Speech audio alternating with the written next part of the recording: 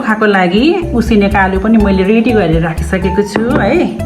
अब यसमा चाहिँ म यो काटेको धनिया राखिदिन्छु है आलु चोखा बनाउनलाई। अनि यहाँ सबै सामानहरू पनि रेडी गरेर राखेको छु ल साथीहरू। तोरीको तेल होला साथीहरू। तेल खारिसकेको छ। अब यसमा यो मेथी हालिदिन्छु साथीहरू। सुकेको खोर्सानी यसलाई पनि हालिदिन्छु।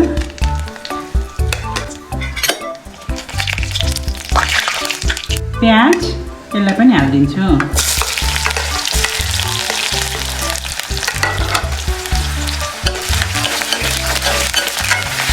खोर्सानी छ ल साथीहरू, यो चाहिँ डल्ले खोर्सानी है, यसलाई पनि हालिदिन्छु।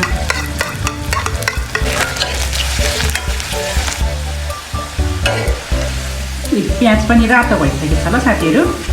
अब चाहिँ म यो ग्यास अफ गरिदिन्छु है।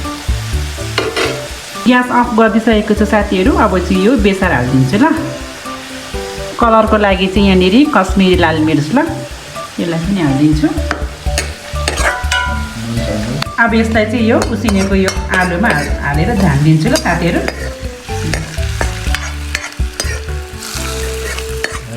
नुन चाहिँ टेस्ट अनुसार ल साथीहरू। यो चाहिँ भयो कागती पनि हालिदिन्छु साथीहरू।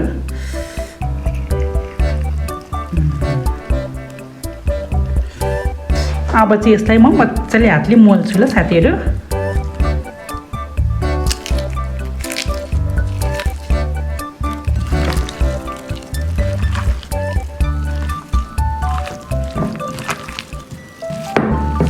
यसरी मजाले मोलेपछि साथीहरू अब चाहिँ यो हाम्रो आलुको चोखा खानालाई रेडी भयो। हेलो नमस्कार साथीहरू, स्वागत छ तपाईहरूलाई आज पनि मेरो नयाँ मुकबाङ भिडियोमा। आज चाहिँ म खाँदैछु साथीहरू तराई क्षेत्रमा विशेष गरेर खाइने खानेकुराहरू है।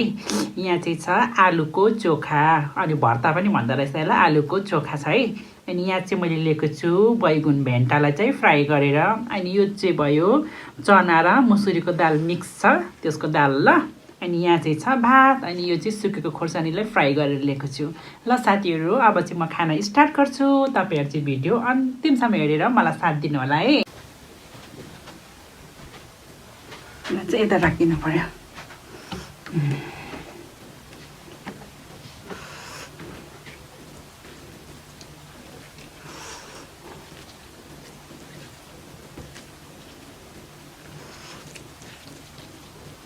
ल साथीहरू दाल र भात ल, फर्स्ट बाइट।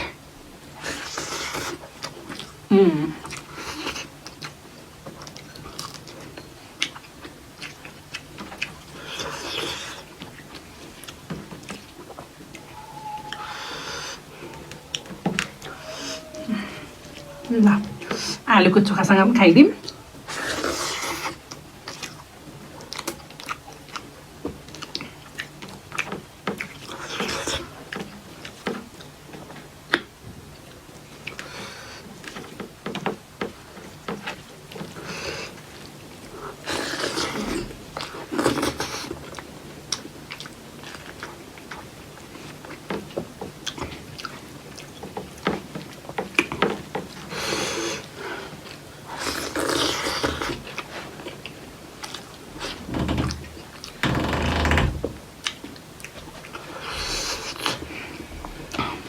भेन्टा फ्राई ल।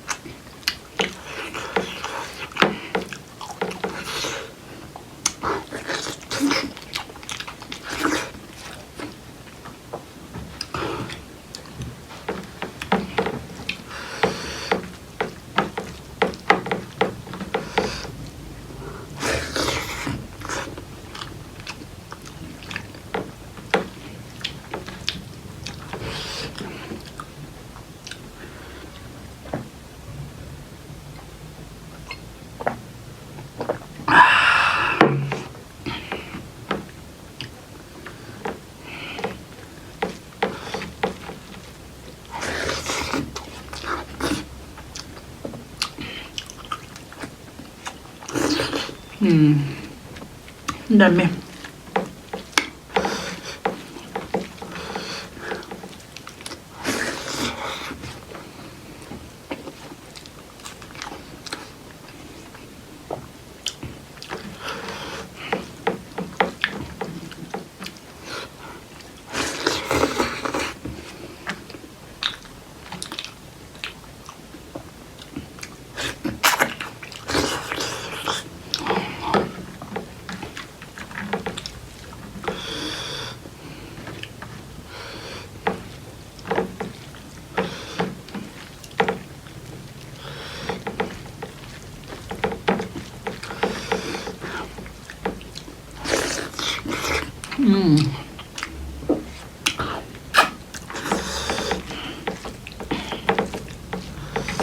दामी भएछ साथीहरू आलुको चोखा त